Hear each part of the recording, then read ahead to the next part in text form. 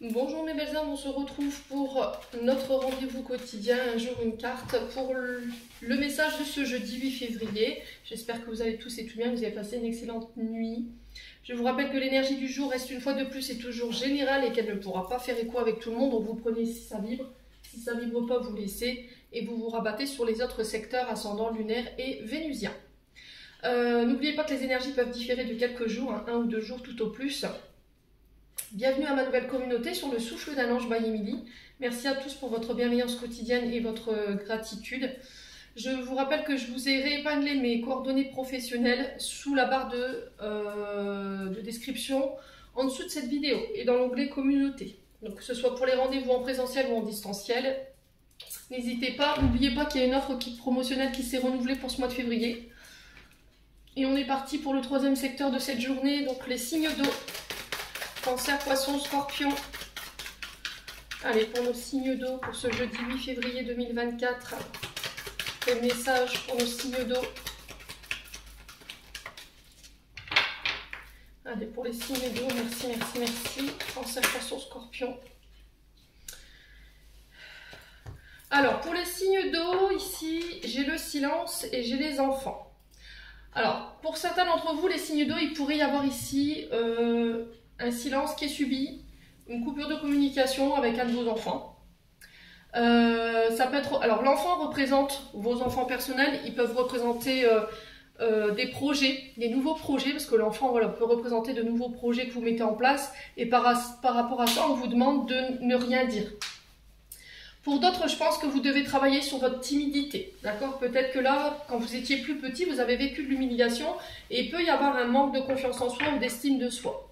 Donc vous pouvez passer, vous pouvez vous aider en faisant du théâtre. Alors, le théâtre ou éventuellement des séances de coaching de confiance en soi et d'estime de soi. Donc là, on vous demande de travailler cette timidité, ce silence, de sortir du silence pour pouvoir mettre en place ces nouveaux projets. On vous parle de contrat, l'étude d'un contrat ici. Alors pour certains, peut-être que vous êtes en train de mettre en place ici des procédures d'héritage, de don de legs. Il y a un dossier qui va être étudié. Je pense que vous pourriez avoir des... Alors peut-être sur cette étude, vous pourriez découvrir des choses pas très...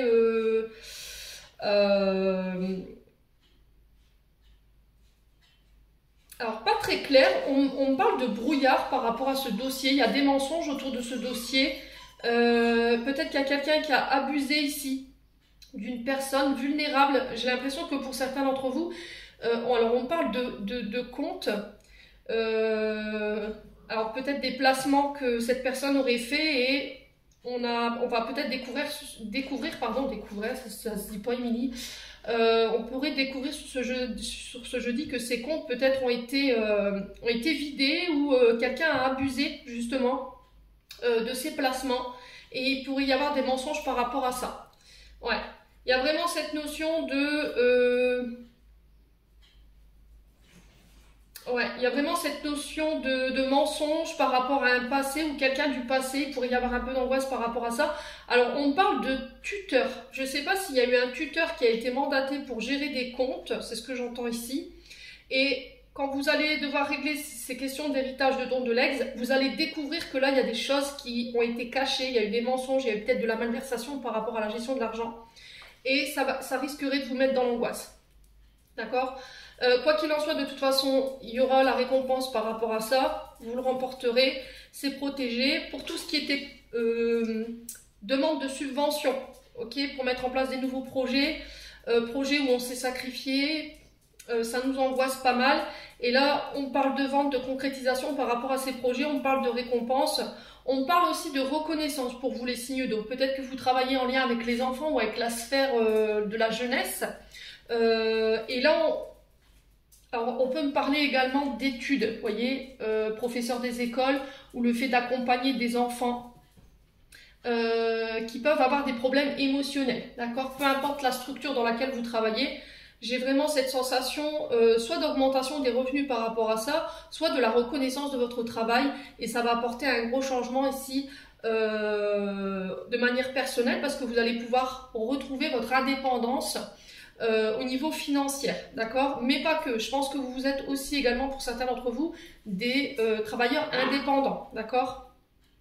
Alors, s'il y avait cette notion d'ouvrir son cabinet ou de lancer son entreprise, après une période où on a étudié, on a vraiment fait ses recherches et où on était à la recherche d'un contrat pour pouvoir,